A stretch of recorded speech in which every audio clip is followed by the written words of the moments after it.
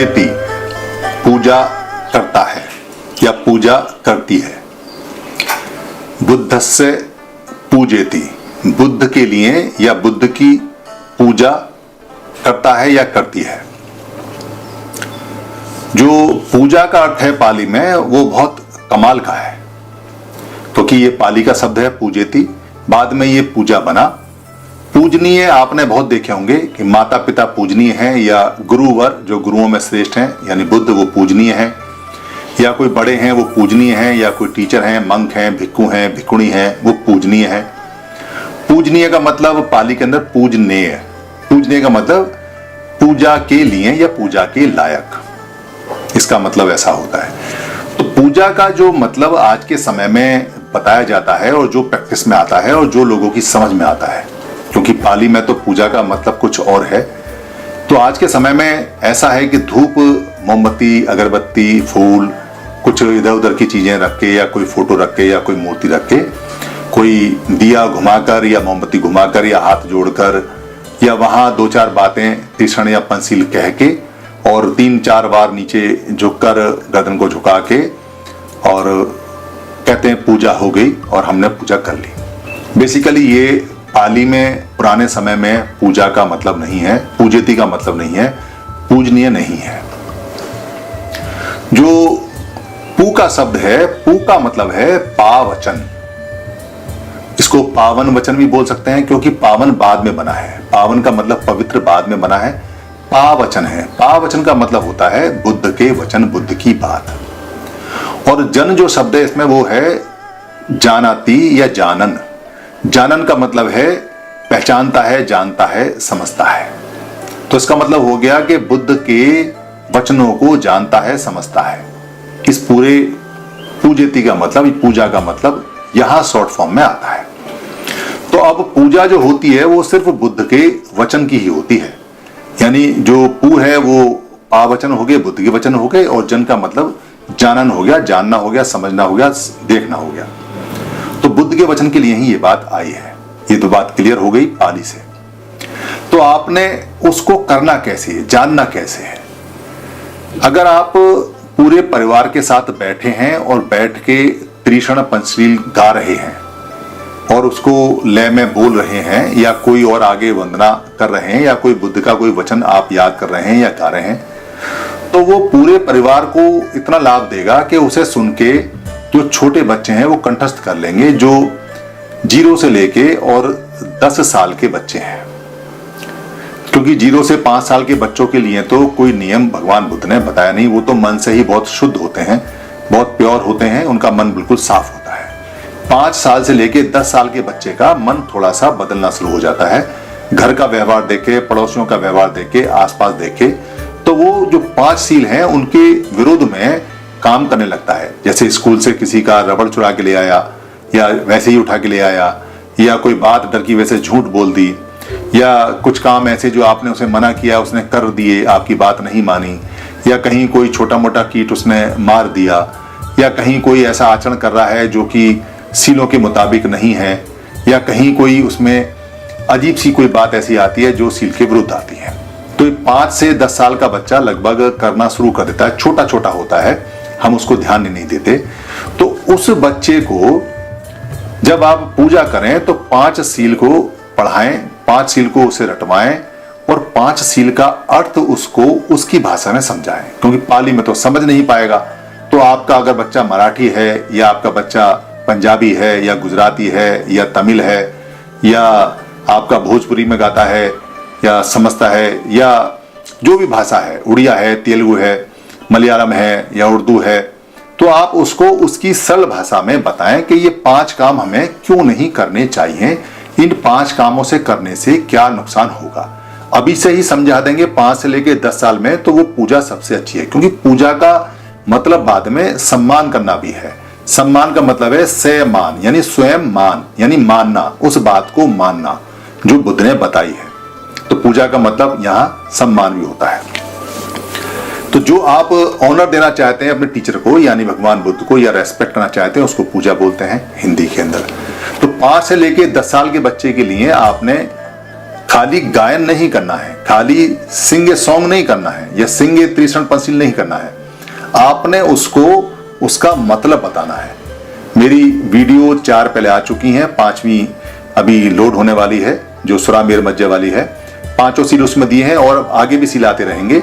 आप उसमें देख लें कि सील कैसे हमें बहकाते हैं और सील कैसे हमें गलत कामों में आगे ले जाते हैं। तो ये काम जब आप कर रहे हैं तो 5 से लेकर 10 साल के बच्चे की पूजा हो गई। मगर 10 साल से लेकर और 20 साल का जो बच्चा है उसका माइंड बहुत तेजी से सोचता है, बहुत तेजी से बदलता है, बहुत तेजी से वो रिबेल करता है, यानी कि विरोध भी करता है। उसकी तर्क की जो शक्ति है वो बहुत ज्यादा डेवलप होनी शुरू हो जाती है और वो बहुत तेजी से चीजों को समझ के उनके जवाब मांगता है। अगर आप सही जवाब उसको नहीं दे पाए तो किसी और ने अगर कोई उल्टे जवाब दे दिए तो वो उनको भर लेगा, उनको लोड कर लेगा माइंड में। इसलिए उसको आप दिन में एक बार कम से कम त्रिशरण पंचशील का अर्थ बताते रहें। उसको पाली में भी बताते रहें, क्योंकि पाली में ये बहुत छोटा है, मगर आप अपनी भाषा में बताएंगे तो ये बहुत वाइड और बड़ा हो जाता है।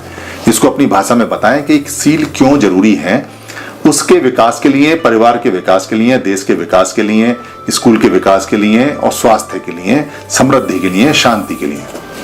अगर 20 साल तक आप उसे बताने में कामयाब हो गए तो ये उसकी रोज की पूजा है। यानी आपको रोज सुबह उठते ही सबसे पहले ये स्मरण कराना है कि ये 5 सील हैं और ये 5 सील ये फायदा देते हैं, ये कंटिन्यूअस आपने पूजा करनी है।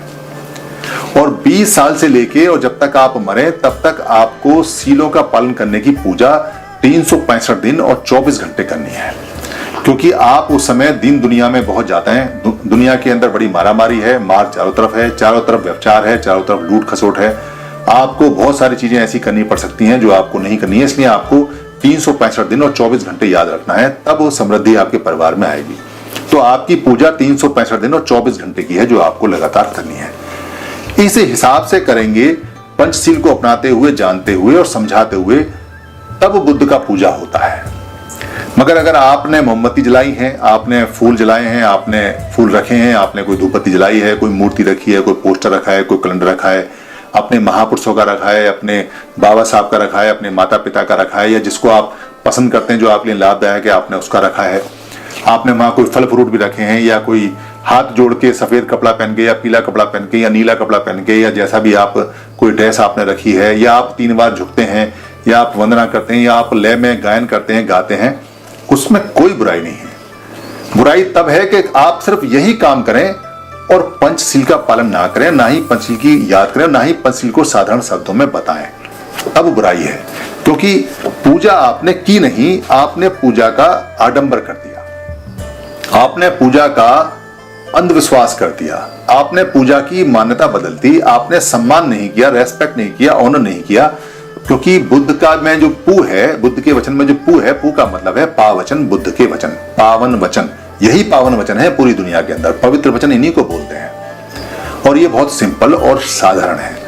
तो आपने जब बुद्ध पूर्णिमा की आप पूजा करें, और क्योंकि पूर्णिमा आ रही है 7 तारीख को, तो आप जब इसकी पूजा करेंगे और पूरा परिवार आप बैठेगा, तो आप पाली के साथ साथ अपनी मातृभाषा में जो सबको समझ में आती है, पंचशील के अर्थ बताइए। और खाली अर्थ बताने तक सीमित ना रहें, देखें कि कौन कौन उसको अभ्यास में लेके आ रहा है, कौन कौन लेके नहीं आ रहा है।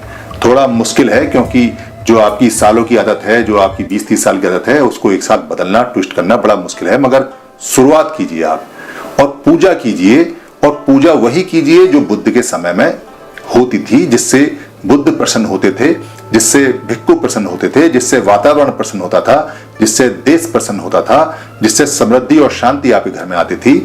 खूब दबा के पूजा कीजिए पंचशीलों की, पंचशीलों के अभ्यास की। आपको ये जो त्रिविध बोलते हैं, त्रिविध जो पूर्ण चंद है, पूर्ण चंद मासी, पूर्ण चंद का मतलब है कंप्लीट मून, और मास का मतलब है महीना। इसको पूर्णिमा भी बोलते हैं। पूर्णिमा जो शब्द है वो संस्कृत है, पूनम जो शब्द है वो पाली का है, और पूर्ण चंद तो पूरा ही पाली का है। पूर्ण चंद का मतलब है पूरा चांद, और मास माने महीना। तो ये जो पूर्ण चंद मास पे, या इसको वैशाख पूर्णिमा बोलते हैं, या इसको भगवान बुद्ध के जन्म की पूर्णमासी भी बोलते हैं, या भगवान बुद्ध के बोधि ज्ञान की प्राप्ति की पूर्णमासी की रात भी बोलते हैं, और भगवान बुद्ध के निब्बान प्राप्ति की रात भी बोलते हैं। तीनों काम वैशाख पूर्णिमा को हुए, इसलिए वैशाख पूर्णिमा बोलते हैं। आपको ये जो जानकारी भगवान बुद्ध ने दी और जो आप अभ्यास में लेके आने वाले हैं या लेके आते हैं, जो आप इसकी प्रैक्टिस करते हैं और जिसका आपको लाभ होने वाला है या हो रहा है, इसकी बहुत बहुत मंगल कामनाएं। धन्यवाद।